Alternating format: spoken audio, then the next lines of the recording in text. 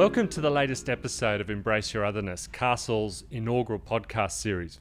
It's a space where we have some casual and in-depth conversation with disability community members, leaders and activists about disability identity, culture, work and rights, with an emphasis on challenging people's perceptions and raising awareness about marginalised identities.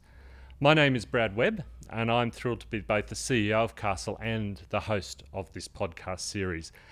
Castle's services operate from the lands of the Dark and Young people to the south, the Awabakal people to the east, the Warramai people to the north, and the Wonnarua people to the west.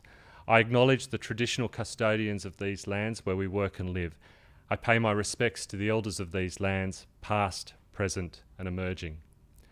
We've got a great conversation ahead of us today. Castle operates both disability employment services funded by the Commonwealth Department of Social Services and NDIS services.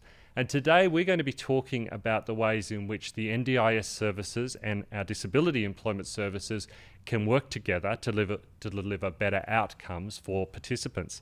And today we're joined by Eli Van Ost and Jack Aarons.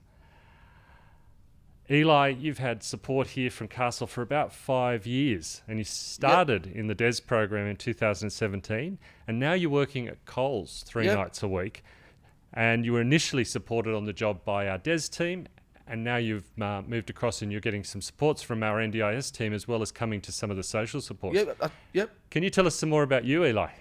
Yeah, I've been working at Coles for quite a while. For 5 years, I like it. I just help customers and all that kind of stuff, like paychecks and all that kind of stuff. Just keeping on the track, and that's about it. Yeah, fantastic. And you get to hang out with this other chap here, Jack. That's right. Jack, you had an interesting story because you came into Castle first as a DES participant back in 2021. Yeah. And then you quickly moved into actually working for Castle as a disability support worker.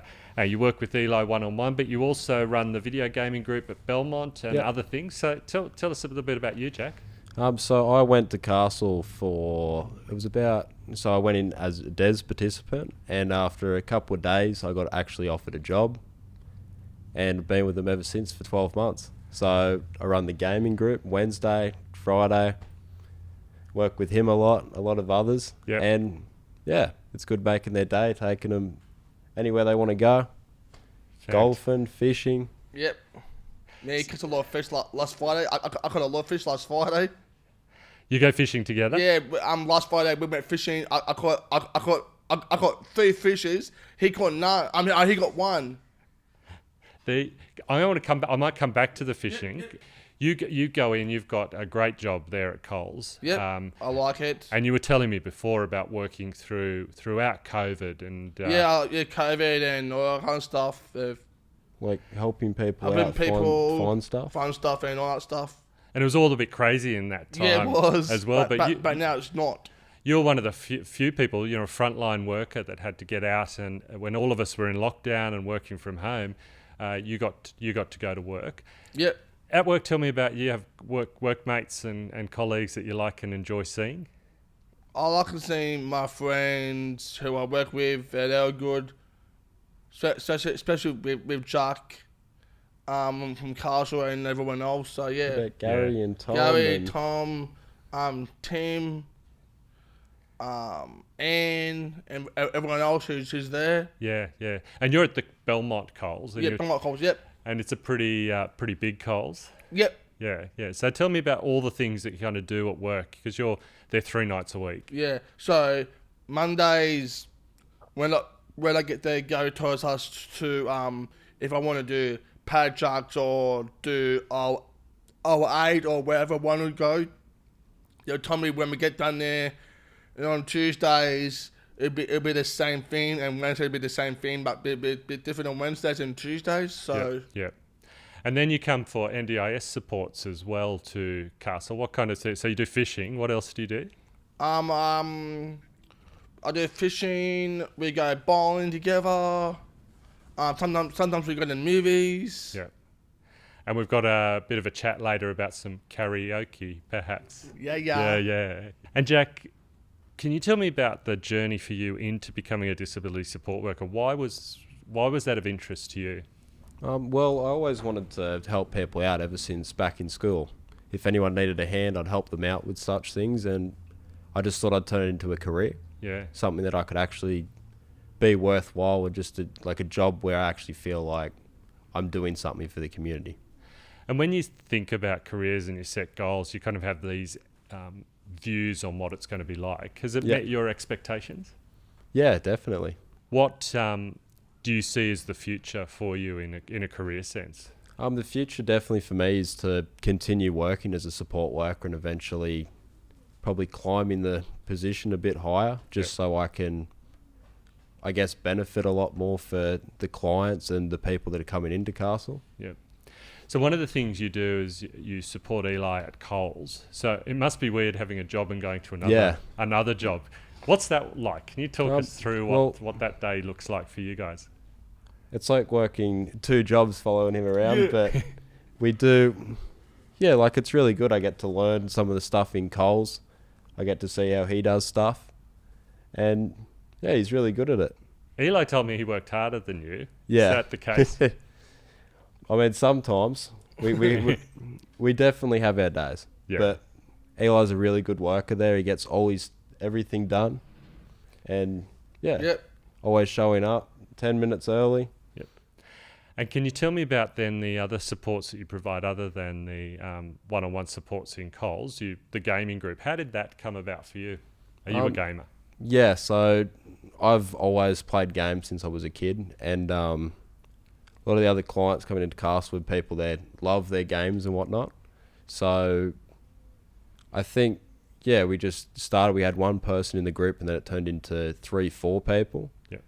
But we sort of just come together, play Minecraft, all those sort of games. Like, I grew up with a lot of those games, so I was always like very interested in it. So if I could bring my interest into it with them, I feel like, And now it's grown. That's a popular. Yeah, it's a popular thing. one. They love coming in and playing games, like something that makes their day and their afternoon. Yeah. Is it competitive? I'd say it's competitive. I'm always getting beat by a lot of them because they're a lot better than me. Yep. But it's also just to get them involved so we can play 2-player things. We can all have a term and everyone's included. Yeah. I said I'd come back to the fishing, Eli. Do you cook these fish that you catch? No, we don't cast down. We release the fish. You release the fish. Because it's too hard because we haven't got the eyes or the thing to catch the fish. We just release them.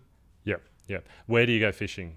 Where do you go fishing, Jack? Valentine. Valentine and where we can get the fish. Valentine. Sometimes Spears Point or in Swansea Carrington. or wherever. Yep. One of the things I'm really thrilled about this conversation is that for many people we talk to, disability employment services and NDIS services sit really separate. Yeah. And we've got this real opportunity here because we've been doing disability employment services for so long to talk about the linkages and supporting people in NDIS programs get skills. And we've developed modules in the NDIS programs that will allow people to train up in job readiness skills.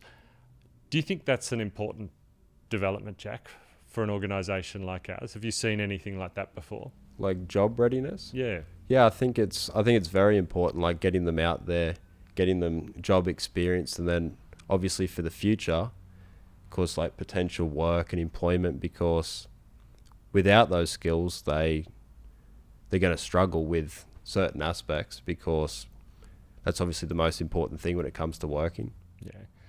I think one of the things I've observed is some people come into our NDIS programs and they say, "Nah, I don't want a job. I just want to hang out and I just want to do some social supports. I couldn't get a job." And then you do a couple of these modules and people go, "Actually, I think I probably could do a little bit more." Yeah. And you get different skills because your work is really a big part of who you are, isn't it? It is, definitely. Yeah. And you can see yourself working for Coles and places like that for a long time? Yep. Yeah. That's fantastic. I guess that one of the other things that we've seen, particularly coming out of COVID, is how difficult it is to get disability support workers. Jack, do what would you say to anyone who's thinking about working as a disability support worker? What advice, what thoughts do you have? I'd say come into it with an open mind, and obviously respect the people you're working for, and yeah, sort of just come in that you're going to help these people and you're going to do the best of your ability. And yeah, I'd say anyone that wants to give it a shot, I'd say just do it. Yeah, let's do it. Because what you've told us about today is also this idea that your interests become the strengths that you take into the definitely. support work that you do, and it's about matching those interests with other people. I don't think a lot of people appreciate that that's what it can be like. Yeah, I think there's a lot of diversity too. So if you have a music background, bring music into it and even show some of them how to play music. Yeah. Because without external, like, sort of skills, you don't want it to be narrow, you want it to be wide. Yeah.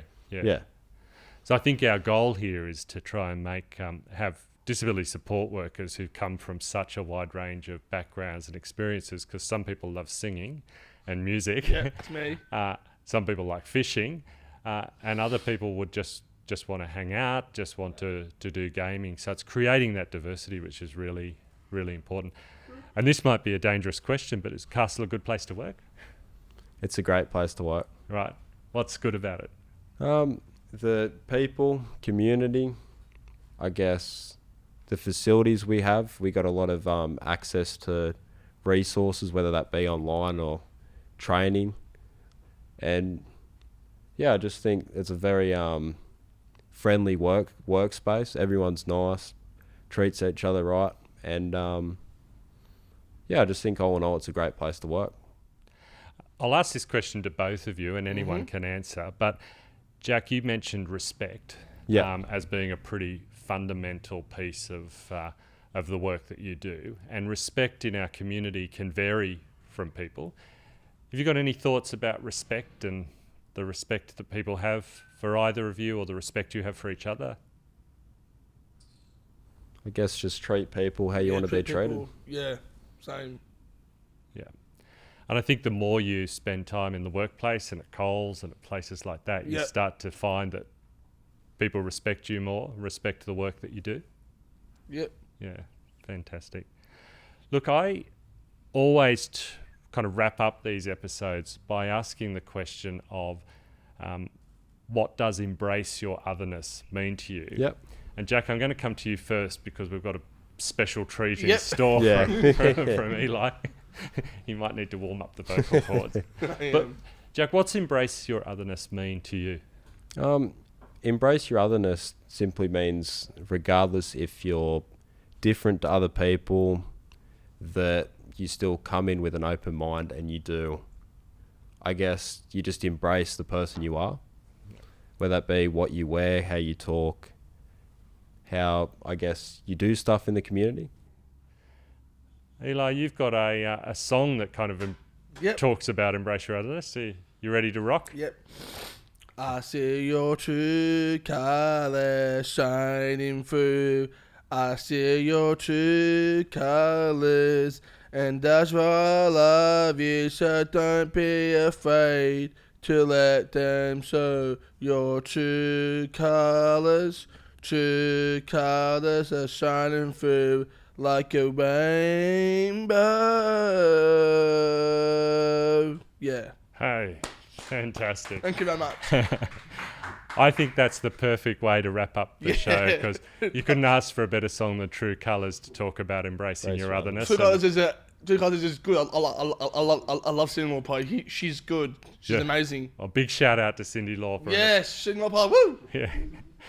Jack, Eli, thank you both so much for coming in today and having a chat to me. It really does mean a lot to Castle that you're part of the Castle family, and that we can have this chat and talk about what it is to change the way people perceive disability and change the way people can respect people with disability far more. So thank you both so much. And thank you for having us too. Thanks, Dad. It's been a pleasure.